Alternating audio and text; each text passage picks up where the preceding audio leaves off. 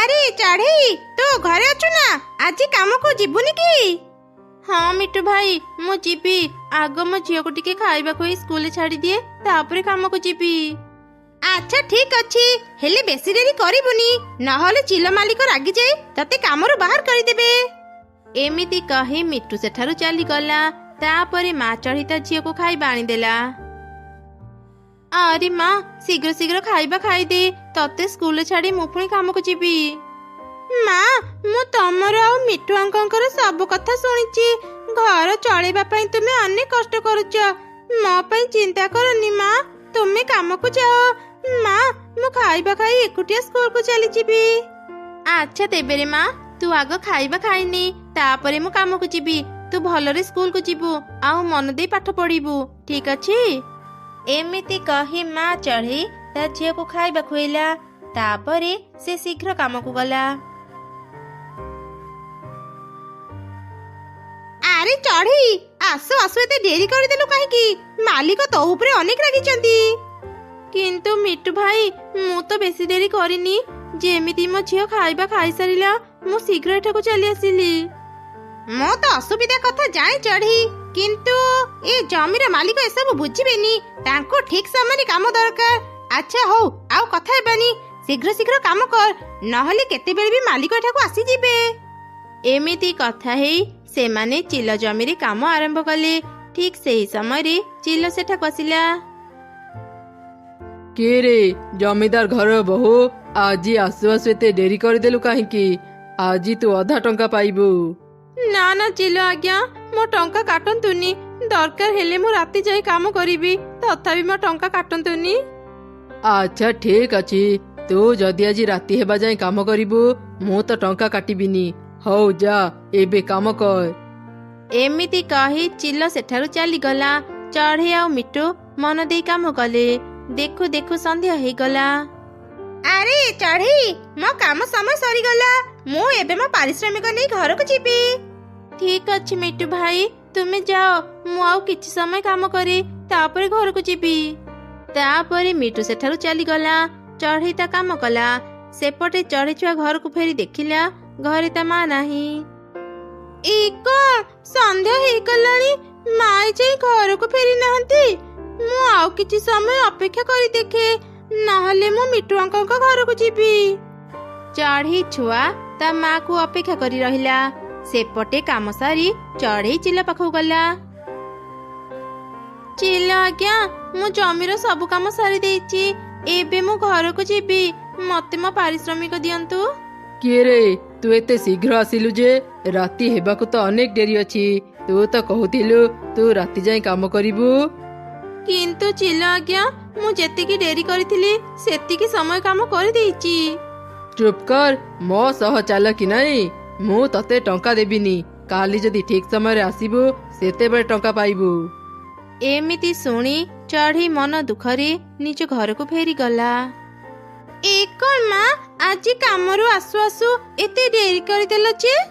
ମା ଚଢ଼େଇ ତାର ଝିଅକୁ ସବୁ ଘଟଣା କହିଲା।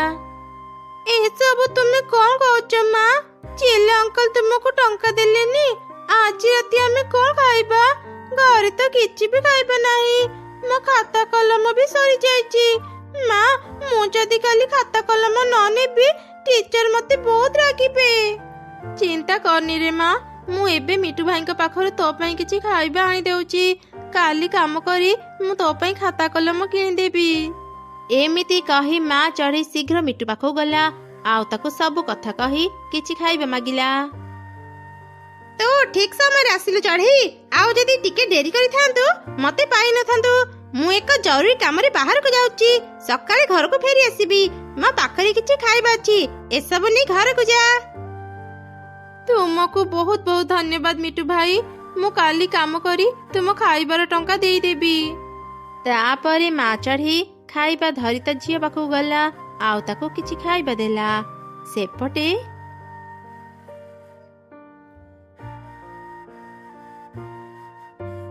ଆରେ ଆରେ, ରାତି ହେବାକୁ ବସିଲାଣି। ଜଙ୍ଗଲରେ ବୁଲୁ ବୁଲୁ କେତେବେଳେ ରାତି ହେଇଗଲା ମୁଁ ଜାଣିପାରିଲିନି। ଏବେ ତ ମୁଁ ମୋ ଘରକୁ ଫେରି ପାରିବିନି। ରାତି ହେବା ମାତ୍ରେ ପିଶାଚୀ ମାନଙ୍କ ଆତଙ୍କ ବଢିଯାଏ। ଏବେ ଘରକୁ ଗଲେ ମୁଁ ବିପଦରେ ପଡିଯିବି। ଆଜି ରାତି ମୁଁ ଏ ଜଙ୍ଗଲରେ ରହିଯାଏ। ସକାଳ ହେବା ମାତ୍ରେ ମୁଁ ଏଠୁ ଚାଲିଯିବି।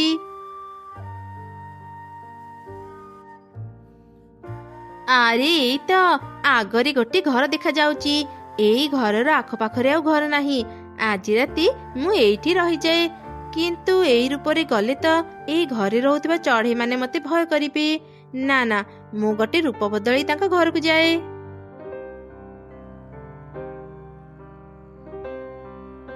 ଆରେ ଆରେ, ଇଏ କଣ? ଶିଆଳ ଆମ ଘରକୁ କେମିତି ଆସିଲା? ଓହୋ, ଏତେ ଚିତ୍କାର କରନି। ମୁଁ ବିପଦରେ ପଡି ତୁମ ଘରକୁ ଆସିଛି। ଆଜି ରାତି ମୁଁ ତୁମ ଘରେ ରହିବି। ସକାଳେ ଏଠୁ ଚାଲିଯିବି। ତୁମେ ମାନେ ଚାହିଁଲେ ଏ ଘରେ ରହିପାରିବ।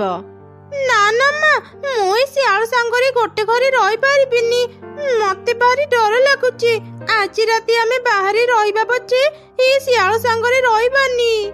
ତୁ ଠିକ କହିଲୁ ରେ ମା। ଶିଆଳକୁ କିଛି ବିଶ୍ୱାସ ନାହିଁ। ଚାଲ ମା, ଆଜି ରାତି ଆମେ ଆଉ ଜଣଙ୍କ ଘରେ ରହିଯିବା।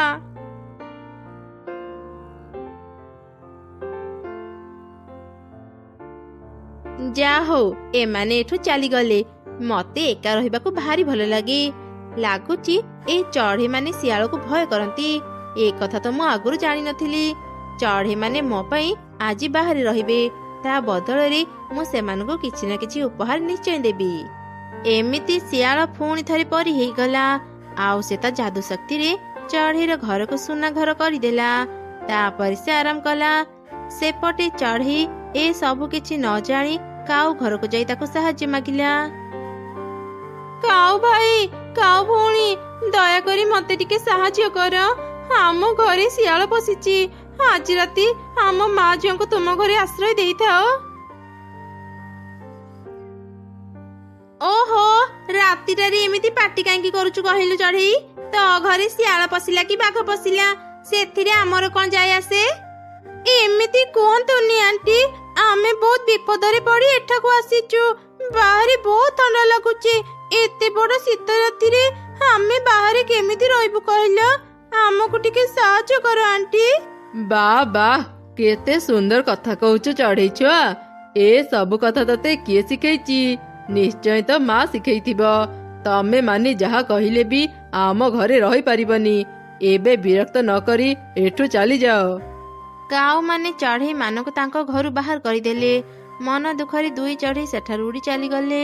ସେମାନେ ଯାହା ପାଖକୁ ବି ଗଲେ କେହି ବି ତାଙ୍କୁ ଆଶ୍ରୟ ଦେଲେନି। ମା, ମତେ ଭାରି ଥଣ୍ଡା ଲାଗୁଛି। ମା, ତୁ ମୋ ପାଖକୁ ଆ, ମୁଁ ତତେ ପତ୍ରରେ ଘୋଡେଇ ଦେବି। ଆଜି କଷ୍ଟ କରି ଏ ଶୀତ ରାତି ପାର କରିଦେବାରେ ମା, ସକାଳେ ଆମେ ଆମ ଘରକୁ ଯିବା। ଏମିତି କଷ୍ଟ କରି ଦୁଇ ଚଢ଼େଇ ସେ ଶୀତ ରାତି ପାର କରିଦେଲେ। ସକାଳେ ସେମାନେ ନିଜ ଘରକୁ ଫେରି ଆଶ୍ଚର୍ଯ୍ୟ ହେଇଗଲେ। ଏଇ କଣ ସୁନା ଘର? ମୋ ସାଧାରଣ ଘର ପରିବର୍ତ୍ତେ ଏଠି ସୁନା ଘର ଅଛି। ଏସବୁ କେମିତି ସମ୍ଭବ? ଏସବୁ କିଛି ସେ ଶିଆଳର କାମ ନୁହଁ ତ? ଶିଆଳର କାମ ମାନେ? ସେ ଶିଆଳ ନଥିଲା ବୋଧେ ମା। ସେ ନିଶ୍ଚୟ ଆଉ କେହି ହେଇଥିବ। ଆଉ ସେ ଯାଦୁ ବି ଜାଣିଥିବ। ନହେଲେ ଏମିତି ସାଧାରଣ ଘରକୁ ସୁନା ଘର କିଏ କରିବ? ଚାଲ ନା ମା, ଘର ଭିତରକୁ ଯିବା। ଚଢ଼େଇ ଆଉ ତାର ଝିଅ ଘର ଭିତରକୁ ଯାଇ ଦେଖିଲେ ଘର ଭିତରେ ଅନେକ ସୁନା ଟଙ୍କା ହୀରା ଭର୍ତ୍ତି ହେଇଅଛି। ଏସବୁ ଦେଖି ସେମାନେ ଅନେକ ଖୁସି ହେଇଗଲେ। ଧୀରେ ଧୀରେ ଶିଆଳ ଆଉ ଚଢ଼େଇର ସୁନା ଘର ପାଇବା କଥା ଜଙ୍ଗଲରେ ସମସ୍ତେ ଜାଣିଗଲେ। ଦୁଇ କାଉ ବି ଚଢ଼େଇର ସୁନା ଘର ଦେଖିବାକୁ ଆସିଲେ। ଏଇ କଣ? ଯୋଉ ଚଢ଼େଇକୁ ଆମେ ରାତିରେ ଆଶ୍ରୟ ଦେଲେ ନାହିଁ, ସେଇ ଚଢ଼େଇ ଗୋଟିଏ ରାତିରେ ସୁନା ଘରର ମାଲିକ ହେଇଗଲା। ଆରେ ଶୁଣ ନା, ମତେ ବି ଗୋଟେ ଏମିତି ସୁନା ଘର ଦରକାର। ଆରେ ଆମେ କଣ ଭାବିଦେଲେ ପାଇଯିବା? ତୁ କଣ ଶୁଣିନୁ? ଚଢ଼େଇ ଘରେ ଶିଆଳ ପଶିଲା ପରେ ହିଁ ସେ ଏମିତି ସୁନା ଘର ପାଇଲା। ଆମେ ସେମିତି ଶିଆଳ ପାଇଲା ପରେ ସିନା ସୁନା ଘର ପାଇବା। ଚାଲ ନା, ଆମେ ଜଙ୍ଗଲ ଭିତରେ ଶିଆଳକୁ ଖୋଜିବା। କୋଉଠି ନା କୋଉଠି ଆମେ ଶିଆଳକୁ ପାଇଯିବା।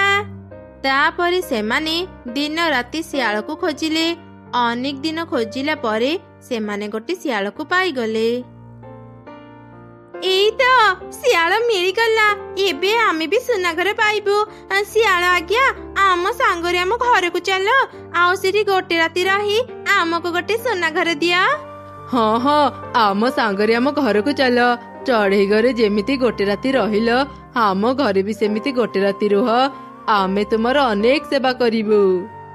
ଆରେ ବାଃ, ଆଜି ତ ନ ଖୋଜି ମତେ ଖାଇବା ମିଳିଗଲା। ତମ ଘରକୁ ଯିବା କଣ ଦରକାର, ଏଇଠି ମୁଁ ତମ ମାନଙ୍କୁ ଖାଇ ଶେଷ କରିଦେବି।